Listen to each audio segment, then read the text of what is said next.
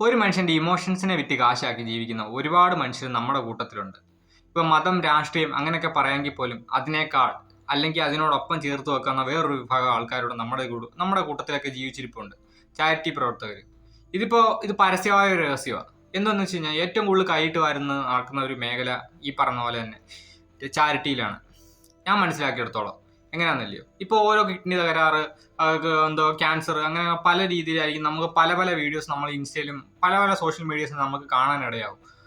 ഇപ്പോൾ അതിലൊരു 100 വീഡിയോ നമ്മൾ കണ്ടു കഴിഞ്ഞാൽ അതിൽ 80 എണ്ണം അവരുടെ, അതായത് ഈ പേജിന്റെ ഉടമയുടെ, അതായത് ഈ ഇറങ്ങി തിരിച്ച ആളുടെ QR കോഡോ സ്കാനറോ ഒക്കെ ആയിരിക്കും അതിനകത്ത് കാണുന്നത്. ഒരാളും അവരുടെ വീട്ടുകാരുടെ, അതായത് ആ രോഗിയുടെ അല്ലെങ്കിൽ അവരുടെ ബന്ധുക്കാരുടെ ഈ നമ്പർ വെച്ചിട്ടായിരിക്കത്തില്ല ഇത് പലരും ചെയ്യുന്നത്. അത് മാത്രമല്ല, ഇവരെ കൊണ്ട് ക്യാമറയുടെ മുമ്പിൽ കരയിച്ച് അതിനെ വിറ്റ് കാശാക്കിയാണ്. അപ്പോൾ നമുക്കിത് കാണുമ്പോൾ തന്നെ ഇതാകാമല്ലോ, അവരുടെ അവസ്ഥ എങ്ങനെയാണ്. അപ്പോൾ എങ്ങനെയാലും 100 പേർക്ക് ഷെയർ ചെയ്ത് കൊടുത്തേക്കാം. അപ്പോൾ അങ്ങനെ ആയിരിക്കും.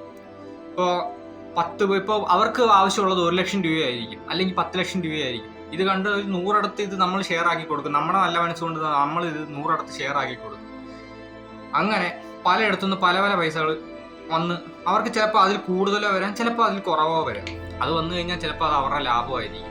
ചിലപ്പോൾ പണ്ടൊക്കെ 80 കൊടുത്തിട്ട് 20 മുക്കുന്ന പരിപാടിയായിരുന്നു. പക്ഷെ ഇപ്പൊ കൂടുതലും 80 മുക്കിയിട്ട് 20 കൊടുക്കുന്ന പരിപാടിയാണ് ഇപ്പൊ പലതും. ഇപ്പൊ ഈ ചാരിറ്റി എന്ന് പറഞ്ഞ് ഇറങ്ങുന്നവർക്കെല്ലാം നല്ല കാശുമായിട്ടുണ്ട്, അവർക്ക് കാറും വീടും എല്ലാം ആയി. ഇതൊക്കെ നമ്മൾ തന്നെ ഉണ്ടാക്കി കൊടുത്തതാണ്. അതാദ്യം നമ്മൾ മനസ്സിലാക്കണം. ഇപ്പോൾ നമുക്ക് ചാരിറ്റി ചെയ്യാം, നമുക്ക് അർഹതപ്പെട്ടവർക്ക് മാത്രം.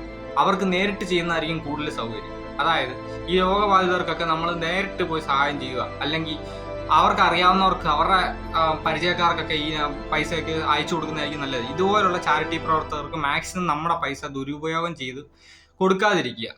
ഇത് ഭയങ്കര ഒരു ബിസിനസ്സാണ് ഈ ചാരിറ്റി എന്ന് പറഞ്ഞു കഴിഞ്ഞാൽ. പലരും അത് ശ്രദ്ധിക്കാറില്ല. 1 രൂപയല്ലയോ, 10 രൂപ, 10 ഇടത്തുനിന്ന് 1 രൂപ ആയി കഴിഞ്ഞാൽ അത് 10 രൂപയാവും. 100 ഇടത്തുനിന്ന് ആയി കഴിഞ്ഞാൽ 100 രൂപയാവും.